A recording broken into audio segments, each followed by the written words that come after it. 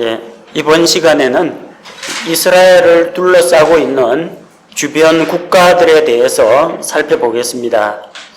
이스라엘은 주변에 있는 여러 강대국들과 또 이민족들에 의해서 에워싸여 있습니다. 그래서 끊임없이 이들과 상호작용을 하면서 때로는 침략을 당하기도 하고 때로는 조공을 받기도 하고 지배를 당하기도 하는 그런 관계에 있었습니다. 그 와중에서 하나님의 이름이 이방인들에게 알려지기도 했지만 그 반대로 이교도들의 우상숭배 문화가 이스라엘 가운데로 전파되기도 했습니다. 그래서 이스라엘 주변에 있는 여러 민족들과 또 왕국들에 대해서 우리가 이해하고 있으면 그만큼 이스라엘의 역사와 또 성경 전체의 흐름을 잘 이해할 수가 있습니다. 그래서 주요 몇 강대국들과 주변에 있는 민족들에 대해서 살펴보겠습니다. 자, 제일 먼저 살펴볼 나라는 바빌론입니다. 바빌론은 우리가 알고 있는 바와 같이 고왕국, 고대 바빌론 왕국과 또 신바빌로니아 제국으로 나뉩니다. 바빌로니아가 어디에 위치하고 있느냐 하면요, 메소포타미아 지방에 있습니다. 자, 여러분이 가지고 있는 지도에서 지도 8쪽을 보시기 바랍니다. 페이지 번호가 안 나와 있죠? 9페이지 왼쪽에 있는 길게 연결되어 있는 그 지도가 편의상 오른쪽은 8페이지가 되고 가운데는 7페이지가 되고 맨 왼쪽 이스라엘 지도가 6페이지가 된다 생각하시면 됩니다. 자, 그래서 지도 8쪽에 보면은 그 지도의 한가운데에 있습니다. 사우디아라비아 그 노란색 사막 위쪽에 보면 메소포타미아라고 되어 있죠. 자, 그래서 메소포타미아가 두 개의 강, 그 아래쪽에 유프라테스 강이라고 되어 있고, 그 다음에 세로로 북쪽에서 남쪽으로 내려오는 티그리스 강이 있습니다. 그래서 유프라테스 강과 티그리스 강 사이에 메소포타미아가 있고, 바로 그 두 강이 만나는 그 중심 지점에 보면은 바벨론이 있습니다. 바빌론이 거기에 위치하고 있습니다. 이 두 강 사이에 있는 비옥한 초승달 모양의 땅을 메소포타미아 평야라고 합니다. 메소포타미아라는 말 자체가 두 강 사이에 끼어 있다는 뜻입니다. 그래서 우리가 세계사 시간에 배우는 세계 4대 문명의 발상지 가운데 한 곳이 메소포타미아 지방입니다. 원래 이 지방에 살고 있던 토착민들은 수메르 사람들입니다. 수메르 사람들의 도시 국가, 거기서부터 바빌론이 시작합니다. 수메르 사람들은 점토판에다가 칼이나 뾰족한 나무꽃을 가지고 쉐기 모양의 설형 문자를 만들었던 사람입니다. 일종의 상형 문자, 또 표의 문자가 되죠. 자, 그래서 이 시대 사람들이 남긴 그 문학 작품 가운데 하나가 유명한 길가메시 서사시라는 것이 있습니다.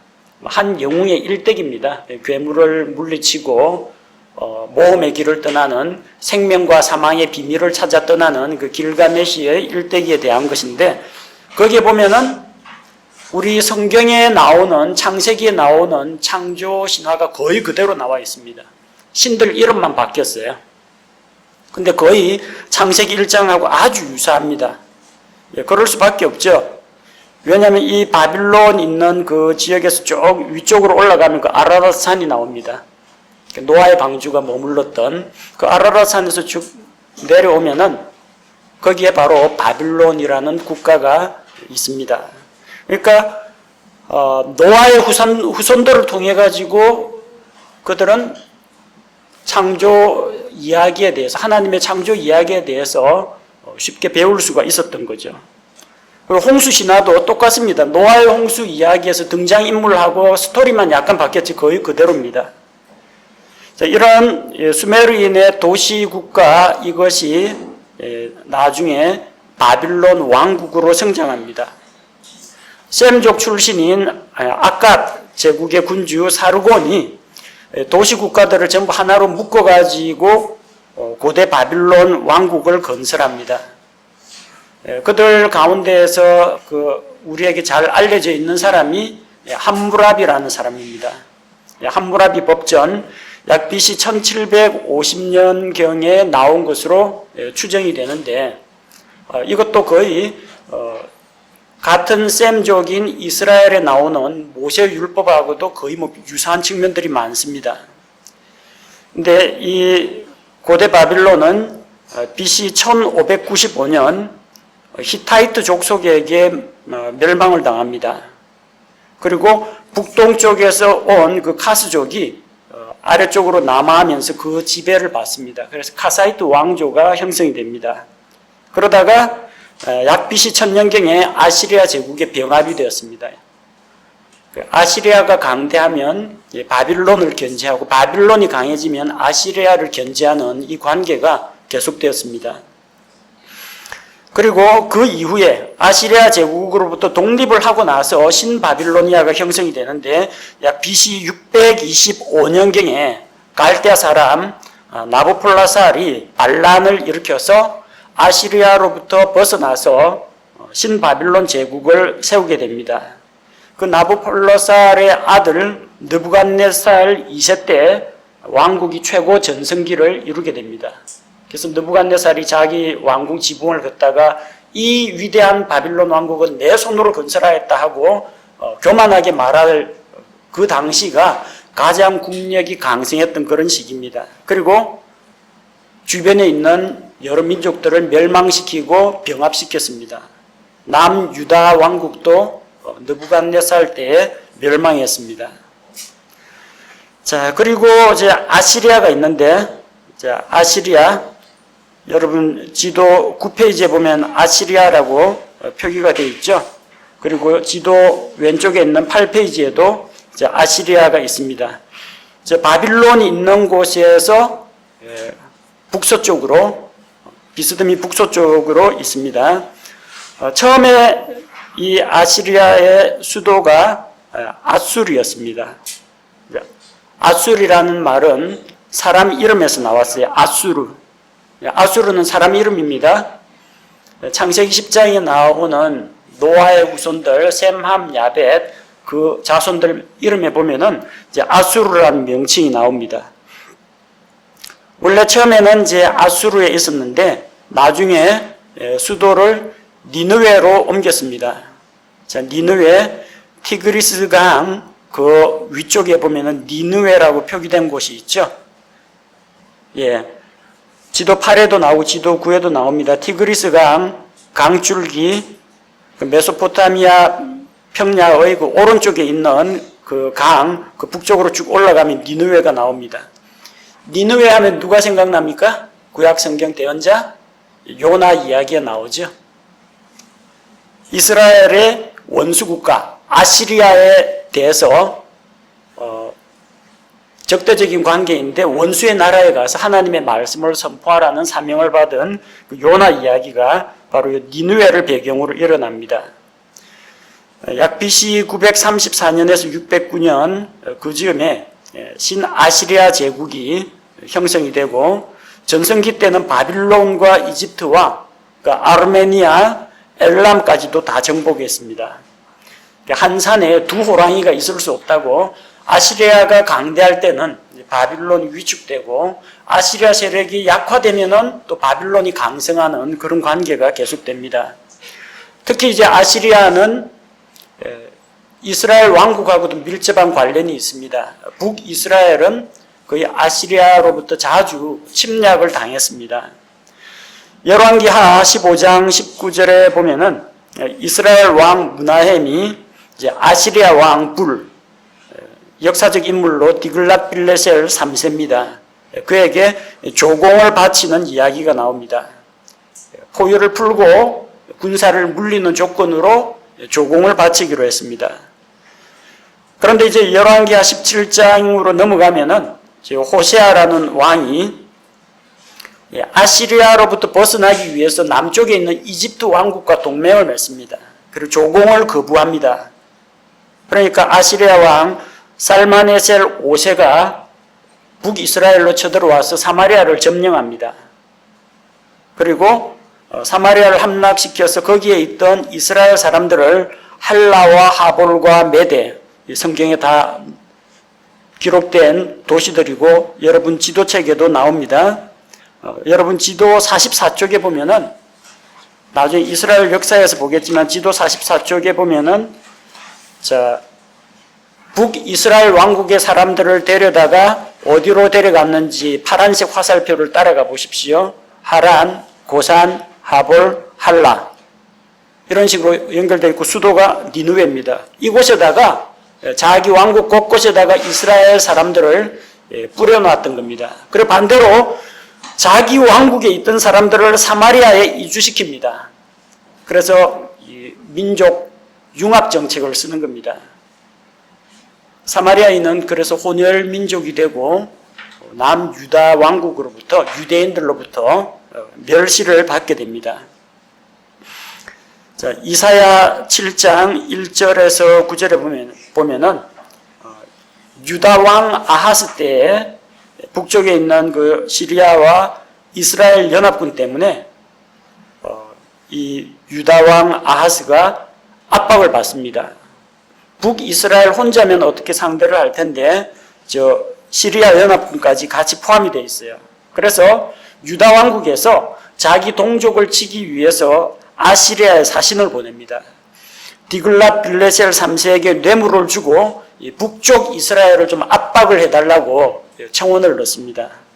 하나님을 의지하지 않고 이방 민족의 손을 빌어가지고 문제를 해결하려고 한 것 때문에 역시 대언자의 책망을 듣습니다. 그리고 BC 612년에 메디아와 바빌론 연합군에 의해서 멸망당합니다. 요나가 그곳에 가서 회개를 외치자 니느웨가 회개하고 돌아왔습니다. 그런데 그 이후에 그들이 다시 하나님께 반역을 하고 우상숭배에 빠져가지고 나훔 대언자는 바로 그들의 몰락을 예언을 했는데 그 예언대로 결국은 이 아시리아 제국도 멸망하게 됩니다. 자, 그 다음으로 우리 그 이스라엘 민족과 아주 가까우면서도 또 가까이 할 수 없는 그 왕국이 있죠. 자, 이집트 제국이 있습니다. 자, 이집트 제국이 있는데 이집트에 대해서는 여기 지도가 상세하게 나온 건 없습니다. 지도 펼쳤을 때 7쪽 거기 보면 나일강 유역에 있는 그 부채꼴 모양으로 녹색이 은행잎처럼 생긴 게 있죠. 거기가 전부 다 이집트 땅입니다.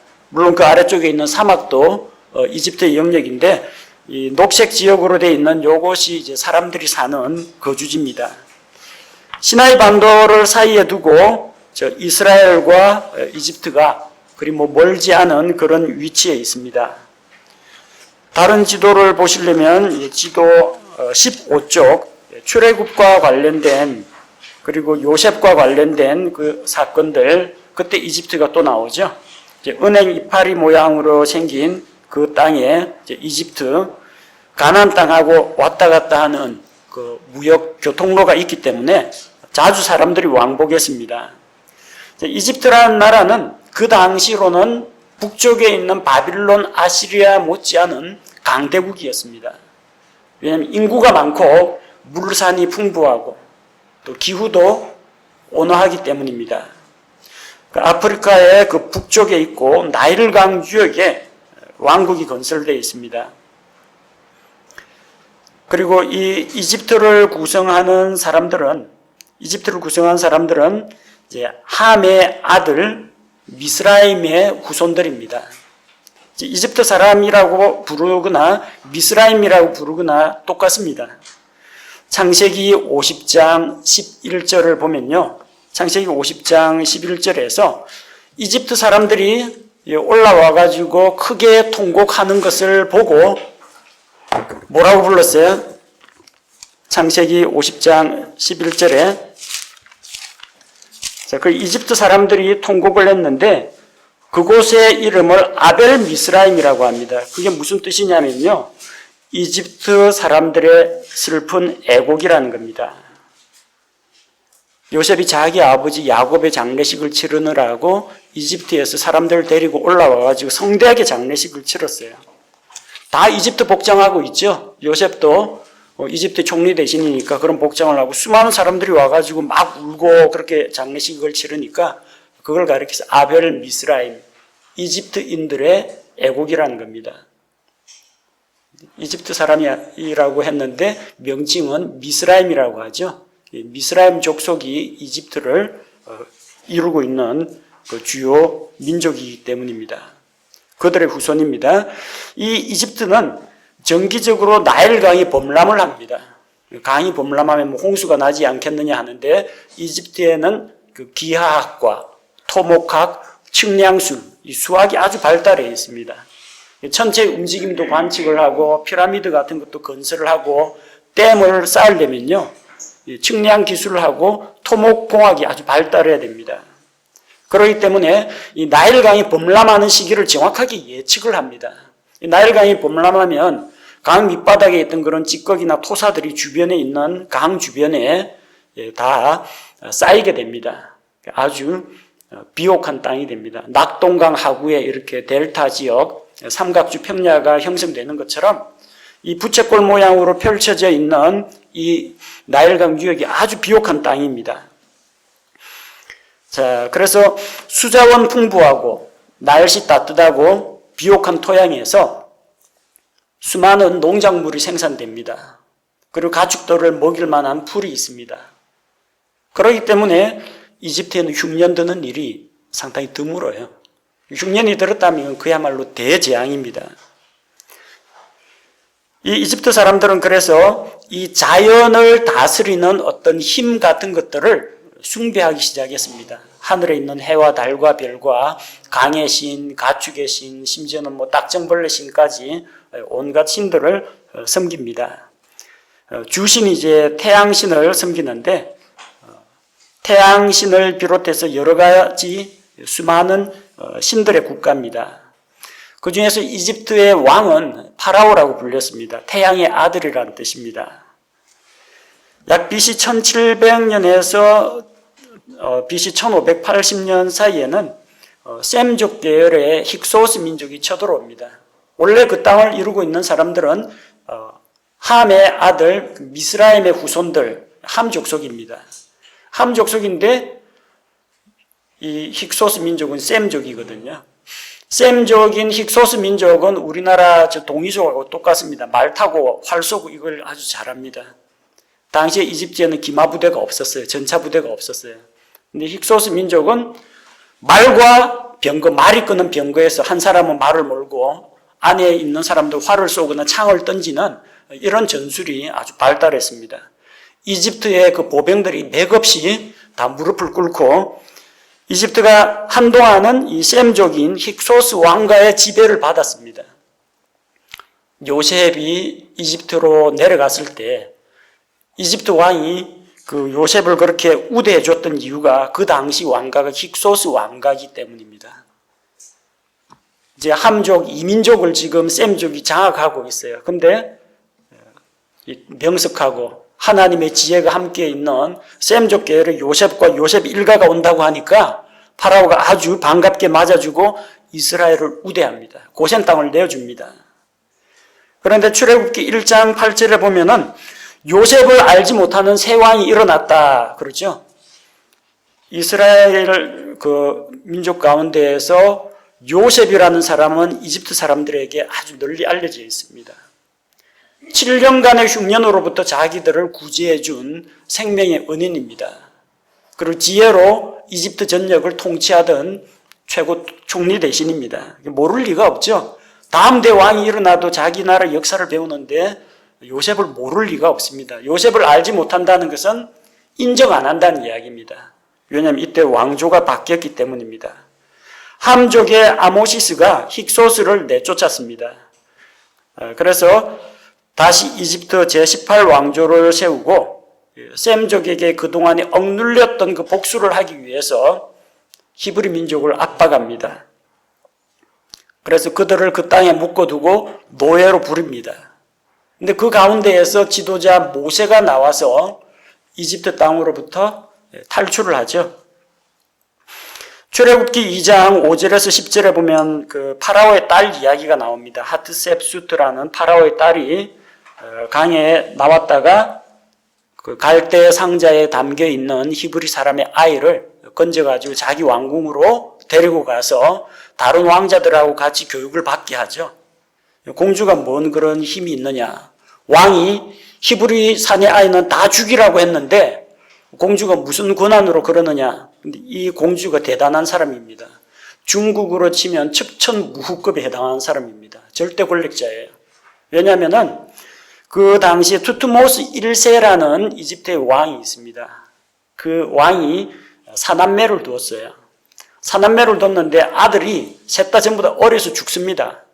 공주 하나 남았는데 공주가 그 사람이 하트셉수트입니다.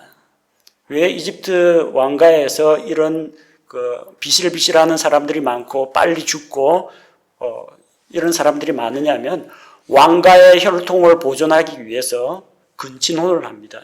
아버지와 딸이 결혼하기도 하고요. 남매 간 결혼하기도 하고 조카하고 결혼하기도 합니다. 그러다 보니까 이 열성인자가 계속 후대로 내려올수록 쌓여가지고 일찍 죽는 그런 사람들이 많았습니다. 근데 어쨌든 하트셉수트 혼자만 남았어요. 그런데 자기 이복 남동생하고 결혼을 합니다. 파라오가 죽으면 다음 때 파라오를 세워야 되는데 여기는 모계사회이기 때문에 왕권은 혈통이 여성 혈통으로 내려온다고 믿습니다. 그래서 어떻게든지 왕이 되려면 왕가의 여자하고 결혼을 해야 됩니다. 그러니까 아무나 왕으로 뽑아가지고 선출을 하는 게 아니고 왕족 가운데에서 왕가의 피가 흐르는 여자를 자기가 취해야만 왕이 될 수가 있어요. 파라오가 될 수가 있어요.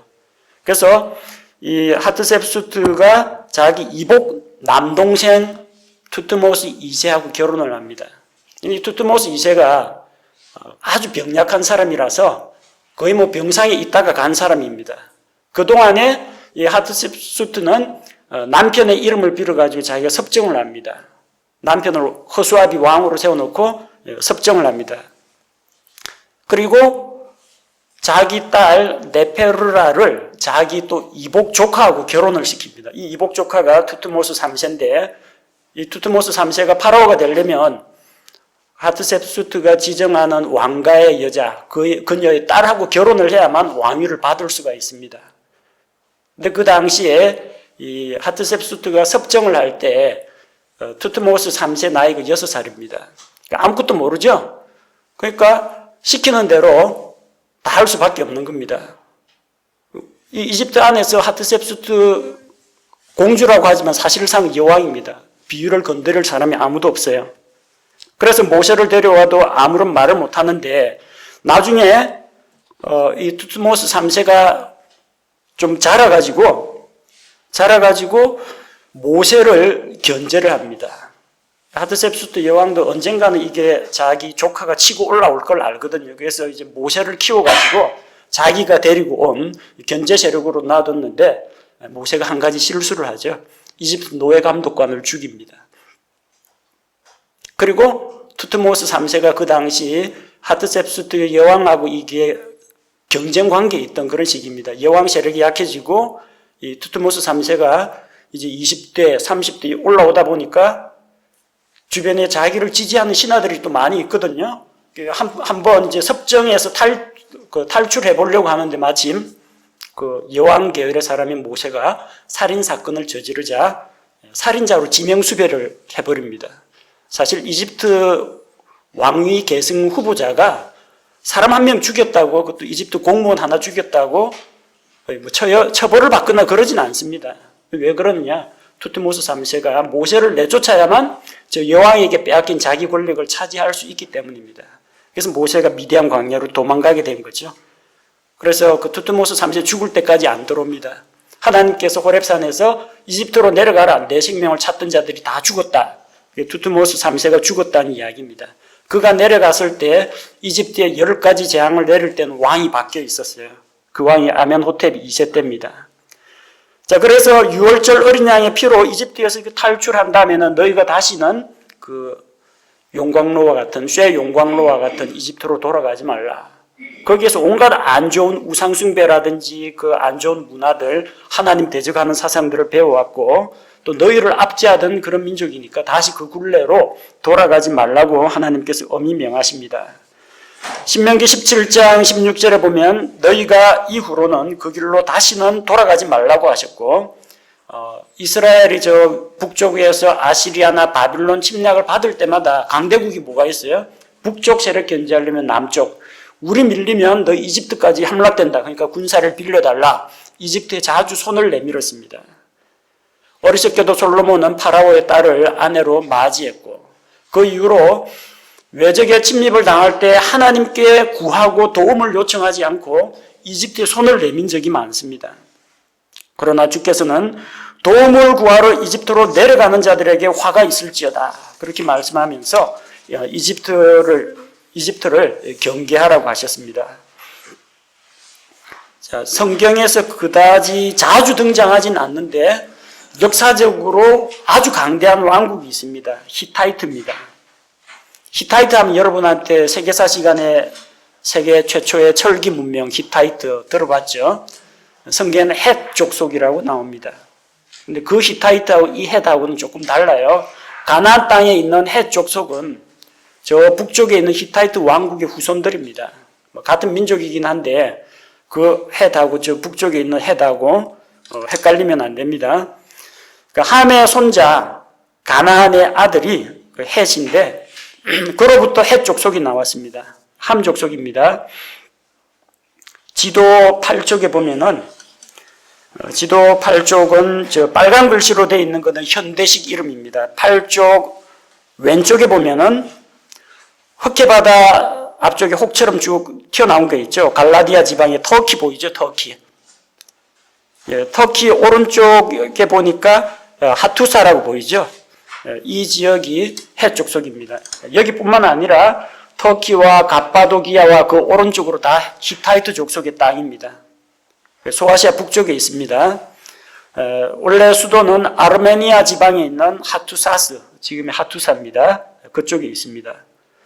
그리고 봉건적인 귀족 정치를 통해서 왕이 귀족들에게 영지를 하사하고 귀족들이 다시 그 밑에 있는 자기 지역을 다스리고 왕에게 꾸준히 세금을 내고 왕실에 무슨 문제가 있으면은 봉건 제후들이 왕을 돕는 이런 정치가 발달했고, 또 우리가 주목해야 될 것은 철기 문명이 고도로 발달했습니다.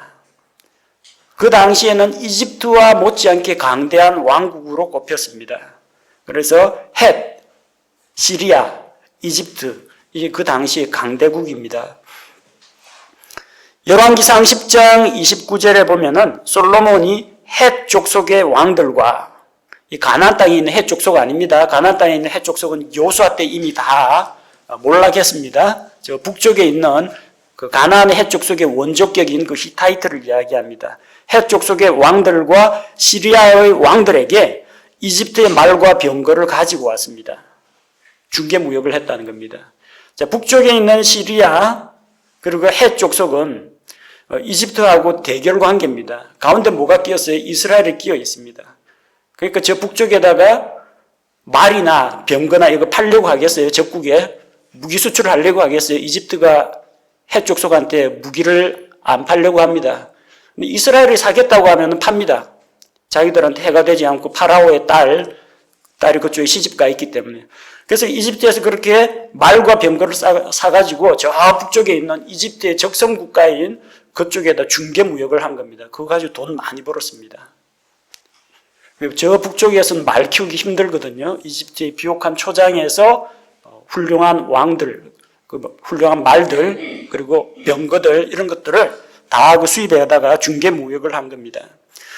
열왕기하 7장 6절에 보면 사마리아 성이 포위가 됐습니다. 시리아 군대에 의해서 포위가 됐는데 하나님께서 이 시리아 군대를 물리칩니다. 어떻게 물리치느냐? 그들로 하여금 환청을 듣게 합니다. 말과 병거의 소리를 듣게 합니다.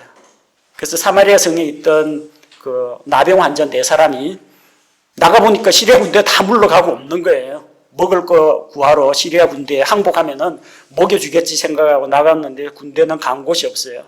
왜냐? 하나님께서 시리아 군대로 하여금 그 말과 병거에 달리는 소리를 듣게 하니까 시리아 군대가 생각하기를 이스라엘이 포위를 당하니까 사신을 보내서 이집트와 헷 족속에게 구원병을 청한 걸로 착각을 한 겁니다. 여기 나오는 나라 보십시오. 시리아, 헷, 이집트. 똑같이 시리아 군대에 버금가는, 이집트에 버금가는 강대국이었다는 걸 알 수가 있습니다. 성경에 등장하는 가나안 땅에 있는 헷 족속은 바로 이 위쪽에 있는 히타이트 헷 족속의 후손들입니다. 그래서 창세기 23장 10절에서 18절에 보면은 그 땅에 이미 헷 족속이 살고 있었어요. 아브라함이 자기 아내 사라의 무덤 묘실을 장만하기 위해서 헷 족속 에브론에게 막벨라 굴이 딸려있는 그 밭을 매입을 합니다. 그 에브론이라는 사람이 헷 족속입니다. 또 창세기 26장 34절에 보면 에서가 가나안 땅 여자들과는 결혼하지 말라고 했는데 헷 족속 므엘의 딸 유딧과 헷 족속 엘론의 딸 바스맛을 아내로 취합니다. 왜 그렇겠어요? 에서는 사냥꾼이거든요. 사냥하려면 철제 사냥 도구, 무기가 또 필요합니다. 저같이 도움을 받으려면은 헷 족속 여자하고 결혼하는 게 자기한테 유리하다고 생각한 겁니다. 사무엘하 11장에 보면은 전쟁에서 용맹을 떨치던 밧세바의 남편 우리아가 헷 족속입니다. 헷 족속인데 이스라엘로 투항했거나 아니면 귀화한 사람입니다. 다윗이 히타이트 강대국에서 활동하던 그런 이제 전사, 용사이기 때문에 자기 부하 장군으로 삼았던 겁니다. 자, 이런 히타이트는 성경에 직접적으로 이스라엘과 상호작용은 하지 않고 그들의 후손인 헷 족속과는 이 가나안 땅에서 교류가 일어납니다. 그 다음에 이제 페니키아입니다. 여러분의 지도 32쪽을 보시기 바랍니다. 32쪽 다윗의 정복 전쟁과 연관된 것인데 페니키아가 어디에 있느냐면요. 지중해 연안 해안선을 따라 쫙 북쪽으로 올라가십시오. 도시 두 개가 나옵니다. 두로와 시돈이 나오죠. 두로와 시돈이 있는 그 지역이 페니키아라고 세로로 보라색 글씨로 페니키아라고 되어 있죠. 그쪽이 베니게 혹은 페니키아 그렇게 불립니다. 팔레스타인 북쪽에 있어요. 그리고 지중해와 레바논이 어디냐면 이제 헤르몬 산 있죠. 이스라엘 북쪽 다한 위쪽 헤르몬 산 그쪽 사이에 끼어 있는 좁고 길다란 땅이 페니키아입니다. 주요 도시는 두로와 시돈이고요. 그리고 바로 그 두로와 시돈 그 오른쪽 위에 헤르몬 산지가 있습니다. 레바논 산맥, 안티 레바논 산맥. 거기 헤르몬 산이 있고 백향목이 많이 자랍니다. 이 백향목은 물에 들어가도 썩지를 않습니다. 또 수십 년 되더라도 썩거나 변질이 안 일어납니다. 그래서 이 나무를 베어가지고 배를 만드는 조선업이 발달했습니다. 땅이 척박하기 때문에 농사 지어봤자 안 된다는 걸 알거든요. 자, 그렇기 때문에 지중해를 다니면서 저쪽에 유럽 남쪽에 있는 이런 국가들 혹은 이집트들 이런 데 쭉 다니면서 무역상들이 물건들을 실어 나릅니다. 해상권을 장악하고 있기 때문에 상거래는 이쪽에 두로와 시돈의 상인들이 거의 다 장악하고 있었습니다. 열왕기상 11장 5절에 보니까 솔로몬의 아내 중에도 시돈 여인이 있었습니다.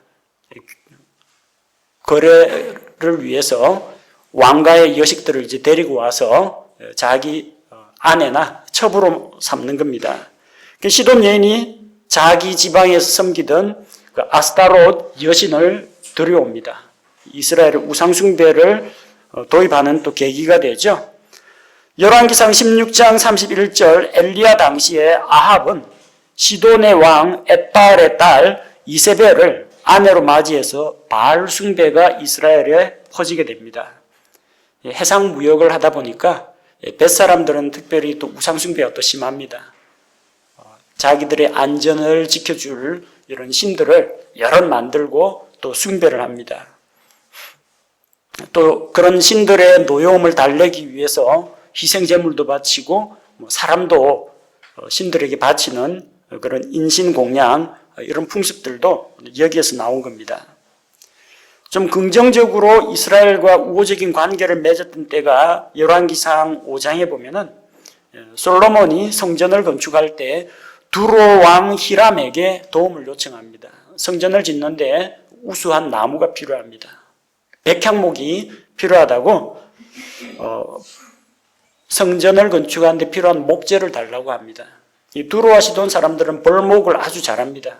바로 위쪽에 레바논 산맥이 있기 때문에 거기서 백향목을 베어가지고 육로로는 무거워갖고 나르질 못합니다. 그 전부 통나무 뗏목을 엮어가지고 뗏목을 저 지중해 북쪽에서 띄워보냅니다. 띄워보내면은 그 아래쪽에 해안선 따라 내려오다 보면 갈릴리 나사렛 왼쪽에 볼록 튀어나온 거 있죠? 요거 갈멜 산이 바다 쪽으로 뻗어 있는 겁니다. 그쪽에서 한번 걸리게 되고 더 아래쪽으로 내려가면은 욕바에서 또 항구가 있습니다. 그래가지고 항구가 이 지역에서 한 두세 군데밖에 없어요. 해안선이 너무나 밋밋하고 어떤 많이 있어야 되는데 파도를 막아줄 만이나 방파제가 있어야 되는데 그게 없기 때문에 예루살렘하고 가까운 쪽의 항구가 어디냐면 예루살렘에서 왼쪽 약간 비스듬히 위쪽으로 가면은 이 지도로는 잘 안 보이겠네요. 우리 지도 잘 보이는 6쪽 제일 처음에 나오는 그 지도를 보면요. 그 위쪽에 볼록 튀어나온 데가 이제 악고평원 있는 그쪽입니다. 그 아래쪽에 내려오면은 빨간색으로 가이사레라고 보이죠? 사론평야. 가이사레에서 쭉 내려오면은 욥바라는 곳이 있습니다. 그 욥바에서 예루살렘까지 끌어올리는 겁니다. 그쪽에 이제 골짜기 길로 통해 가지고 목재로 운반을 하는 겁니다. 그 지역에 그 말씀드린 것처럼 땅이 비옥하지가 않기 때문에 농사가 잘 안 됩니다. 농사가 잘 안 되기 때문에 식량은 대부분 수입을 해다가 씁니다. 그래서 솔로몬이 성전 재료로 백향목을 달라 그러면서 반대급부로 뭘 내줍니까? 두로 지방에 밀과 기름을 제공합니다. 그게 자기들한테는 제일 좋은 보상입니다. 먹을 수 있는 밀과 그 맑은 기름을 공급을 해줍니다. 또 사도행전 12장 20절에 보면은 갈릴리 지방을 다스리던 그 헤롯, 이때 당시 헤롯은 헤롯 아그리파 1세입니다. 이 헤롯이 두로와 시돈 사람들을 싫어했습니다. 근데 두로와 시돈 사람들은 갈릴리 평야에서 나는 곡식을 먹어야만 살 수가 있습니다. 그래서 헤롯 왕이 자기를 싫어한다는 것을 잘 알면서 왕의 침실을 맡은 넷이 환관을 매수해가지고 초빙 연설을 하게 합니다. 그래서 거기에서 헤롯 왕 연설을 할 때마다 이건 신의 목소리다 하면 격찬하면서 아부를 합니다. 왜 그렇게 비유를 맞추느냐? 갈릴리 지방에서 나는 양식을 수입해야만 자기들이 먹고 살 수 있기 때문에 그렇게 한 겁니다. 근데 나중에 이 두로와 시돈도 멸망당합니다. 에스겔 26장 12절에 보면은 에스겔 대언자 당시에 나온 그 예언입니다. 두로의 멸망에 대한 이야기인데 에스겔 26장 12절에 보면은 그 두로가 망할 수 없는 도시입니다. 그 위치 아까 다시 한번 보시면요. 6페이지 지도에서 두로와 시돈이 있는데 이 두로라고 빨간 점으로 찍힌 것 있죠? 빨간 점으로 찍힌 이 두로 말고 바다 쪽으로 한 200m 정도 더 가면은 바다 한가운데 두로가 또 있습니다. 두로가 두 개예요. 내성과 외성이 있습니다. 내성은 육지에 있는 거고 외성은 바다에 있어요. 내성은 기마부대나 이거 공성 무기, 발리스타 이런 거 가지고 성벽 무너뜨리고 점령하면 정복이 됩니다. 근데 바다 한가운데 있는 두로는 정복할 방법이 없어요. 왜냐하면 이게 말도 못 갑니다. 궁수도 못 갑니다. 배가 가까이 가지만 위쪽에서 성문 안 열어주고 활이나 창이나 돌로 공격하면 꼼짝없이 당합니다. 포위해도 소용없어요. 자기들은 배 타고 가가지고 식량 구해오면 그만이기 때문에 망할래야 망할 수 없는 도시가 물 한가운데 있다고 스스로 자부하는 그 두로입니다.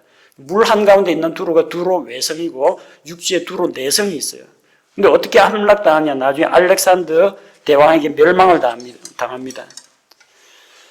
자, 에스겔 26장 12절에 보면 그들이 내 재물을 노력하고 내 상품을 탈취하며 내 성벽들을 헐고 내 기뻐하는 집들을 파괴하며 그들이 내 돌들과 내 제목과 내 흙을 물 한가운데 넣으리라. 이게 당시에 이제 나온 것은 바빌론 왕의 군대가 두로 위에 임할 것이다라는 예언이었는데 실제로 이 당시 바빌론의 침략을 받기도 하지만 이 12절 말씀이 이루어진 게 알렉산더 대왕 때입니다. 아니 집을 파괴하고 성벽을 무너뜨리고 사람들 죽이면 됐지. 그걸 왜 수고스럽게 성벽을 헐은 거, 집을 파괴한 거, 거기서 나온 돌과 제목과 흙을 물 한가운데 넣느냐. 그거 넣어가지고 바다를 메운 겁니다. 그래서 길을 만든 거예요. 성벽, 내성, 육지에 있던 성 해체해가지고 벽돌하고 돌 계속 대군이 강에다 뿌리면서 다리를 놓아가지고 진군을 한 겁니다. 그러니까 나중에 육지하고 똑같아지는 겁니다. 결국 그래서 나는 물 한가운데 있는 자라. 나는 여왕으로 앉은 자라. 나는 부족할 것이 없다라던 그 교만이 결국 두로의 교만이 깨어지게 됩니다. 자, 이런 걸 보면 참 하나님의 예언의 말씀이 인류 역사상 가운데 이루어진 걸 보면 참 놀랍다는 그런 생각이 듭니다. 에스겔 대언자가 하나님으로부터 말씀을 받았지 환상 가운데 그 장면을 직접 눈으로 목격하지는 못했습니다. 그러나 많은 시간이 지난 후에 성경의 예언은 그대로 이루어집니다. 자, 그 다음에 이스라엘과 제일 활발하게 상호작용을 했던 블레셋 민족. 블레셋 민족의 출신은 어디냐면은 창세기 10장에 나옵니다. 그 노아의 아들 함의 아들 미스라임이 아까 이집트를 이루는 미스라임 족속이라고 했죠. 미스라임이 가슬루힘과 갑돌림을 낳습니다. 가슬루힘과 갑돌림을 낳는데 가슬루힘에게서 블레셋이 나왔다고 합니다. 그 가슬루힘과 갑돌림은 형제입니다. 갑돌림은 갑돌입니다. 갑돌. 그 갑돌은 아모스 9장 7절에 나옵니다. 블레셋 사람들은 갑돌, 지중해의 크레타 섬입니다. 자, 여러분 지중해에 있는 섬 가운데에서 아까 그 3페이지짜리 긴 지도 있죠. 정중앙에 지중해라고 흰 글씨가 나오죠. 보입니까? 이집트 위쪽에 지중해, 그 지중해에서 비스듬히 왼쪽에 보면 그레데 나오죠. 그게 갑돌입니다. 이 갑돌임은 누구하고 형제라고요? 가슬루임하고 형제입니다. 근데 가슬루임에게서 블레셋이 탄생합니다. 사람 이름이에요. 그 블레셋 민족은 바로 형제뻘인 그 크레타, 갑돌임 그 섬에서 온 겁니다. 그래서 해양 민족이에요. 이 해양 민족이 갈 수 있는 곳을 찾아보니까 어디가 제일 만만하냐면 날씨 따뜻하고 물산이 풍부한 이집트가 제일 만만해요. 그래서 배 타고 남쪽으로 내려서 이집트에 오는데 이집트가 상륙을 허가를 안 해줍니다. 그래서 이집트에게 쫓겨나가지고 이 사람들이 어디로 가느냐, 이집트 해안선을 따라서 오른쪽 위로 올라가니까 가나안 땅, 팔레스틴 땅의 왼쪽, 남서쪽에 머물러서 정착하게 된 겁니다. 이 팔레스타인이라는 이름이 그래서 블레셋이라는 필리스틴의 바로 그 이름에서 나온 겁니다. 원래부터 가나안 땅의 토착민은 아닙니다. 그러나 중간에 크레타 섬으로부터 들어온 블레셋 민족이 가나안 땅 남쪽에 자리를 잡게 되었습니다. 이 블레셋 족속은 통일된 하나의 국가가 아니라 이 도시국가 5개가 쉽게 말하면 5부족 연맹체입니다. 5부족이 공동으로 외적과 겨루기도 하고 나름대로 자기들만의 자치권을 가지기도 하는 연방입니다. 연맹체입니다. 그래서 5 그 부족 연맹체라고 할 수 있는데 그 부족이자 도시 이름이 어디에 나오냐, 지도 6에도 나오는데 지도 32가 아마 알아보기 쉽게 되어 있을 겁니다. 지도 32. 지도 32가 이제 다윗의 정복 전쟁인데 블레셋과도 전투를 많이 했습니다. 자, 남서쪽 해안, 지중해의 남쪽, 팔레스틴의 남쪽, 왼편 아래 보면 아래쪽에 빨간 글씨, 빨간 점 찍힌 이제 가사가 있죠. 가자 지구입니다. 오늘날 팔레스타인 가자 지구 이야기할 때 그게 가사입니다. 그 다음에 그 위쪽에 올라가니까 아스글론이 있죠. 빨간색에 불꽃 튀는 장면, 전쟁이 일어난 장소입니다. 아스글론. 그 다음에 해안선 따라 조금 위에 올라가니까 아스돗 있죠. 아스돗. 그 다음에는 오른쪽으로 내륙으로 들어옵니다. 내륙으로 들어오면 에그론이 있습니다. 에그론하고 그 아래쪽에 나중에 에글론이 있는데 그 다릅니다. 에그론, 이게 블레셋의 도시입니다. 그런데 정확한 위치가 어딘지는 정확히는 알 수 없어요. 그래서 빨간 점이 아니라 그 빨간 동그라미로 되어 있죠. 이거는 정확한 위치를 알 수 없다는 뜻입니다. 그럼 에그론에서 또 오른쪽으로 가면은 가드가 있죠. 이렇게 5부족 연맹을 이루면서 공동으로 의논하고 결정을 내렸습니다. 블레셋 5족속의 통치자들이, 블레셋의 5 방백들이 할 때는 바로 이 부족들 대표를 이야기하는 겁니다. 근데 항상 그 이스라엘에 있는 유다 왕국을 침입을 못하고 그 아래쪽에 있는 골짜기에서만 전투가 벌어집니다. 그게 왜 그러냐면 지형 때문에 그래요. 저 아래쪽 지중해 연안은 해안선 쪽입니다. 그리고 거기에 있는 약간 녹색으로 표시되어 있는 데가 그 평야 지역입니다. 팔레스틴 평야, 블레셋 평야라고 하는데, 그 다음에 그쪽에 주황색으로 표시되어 있는 부분이 있죠. 그 부분이 유다 왕국인데, 거기에 올라가면은 중간에 지대가 좀 높아지는 그런 곳이 있습니다. 그 다음에 다시 골짜기를 한번 만나고, 그 다음엔 갑자기 유다 산지로 올라가야 됩니다. 그러니까 한번 공격하려면은 저 산 꼭대기를 위해서 진군을 해야 되는데, 거기에 뭐 공성 무기 같은 것도 가져가기 힘들고 기마병이 돌격하기도 힘들고 고지대에서 저지대 쪽으로 돌을 굴리거나 활을 쏘거나 하면 꼼짝없이 당합니다. 항상 전쟁이 일어나면은 그런 고지전이 아니라 아래쪽에 있는 골짜기에서 전투가 많이 벌어졌습니다. 르바임 골짜기, 엘라 골짜기 이런 골짜기에서 전투가 벌어지게 됩니다. 그 자세한 내용은 나중에 지형 공부하면서 다시 배우도록 하겠습니다. 성경 창세기 때부터 아브라함 당시부터 역대기하까지 블레셋은 계속 이스라엘 가운데에서 등장하고 제일 많이 영향을 미칩니다. 자, 그 다음에 이제 모압과 암몬인데, 역시 지도로 보면 32쪽이 보기 편하겠습니다. 모압은 염해, 사해 바다 오른쪽 아래에 있습니다. 모압이라고 보이죠? 염해, 사해 갈릴리 바다에서 요르단강 타고 쭉 내려오면 염해라는 호수가 있는데 그 염해 오른쪽에 모압이 있습니다. 그리고 모압에서 오른쪽 위에 보면 암몬이 있습니다. 이 모압과 암몬은 아브라함의 조카 롯의 후손들입니다. 롯이 소돔 고모라에 있다가 마지막으로 들어간 곳이 나로 하여금 저 가까운 성에 도피하게 해달라. 그 성 이름이 소알이죠. 소알에 도착했을 때 하늘에서 불과 유황이 쏟아지면서 결국 소돔 고모라가 멸망하는데, 그 소돔 고모라에 멸망하는 걸 보고 소알 성에 있기를 두려워해가지고 나와가지고 롯이 동굴로 들어갑니다. 요 모압 지역에 있는 페트라라는 지역에 바위굴들이 상당히 많습니다. 나중에 나바티안 왕국 이야기할 때 다시 나오겠지만 그 굴 가운데 살다가 두 딸과 근친 상간을 통해서 모압 암몬의 조상들인 그 모압과 벤 암미를 낳습니다. 그 모압은 나중에 모압 족속의 조상이 되고 벤 암미는 암몬 족속의 조상이 됩니다. 모압과 암몬은 계속해서 이스라엘 민족을 대적하고 또 이스라엘의 우상 숭배를 보급한 그런 민족입니다.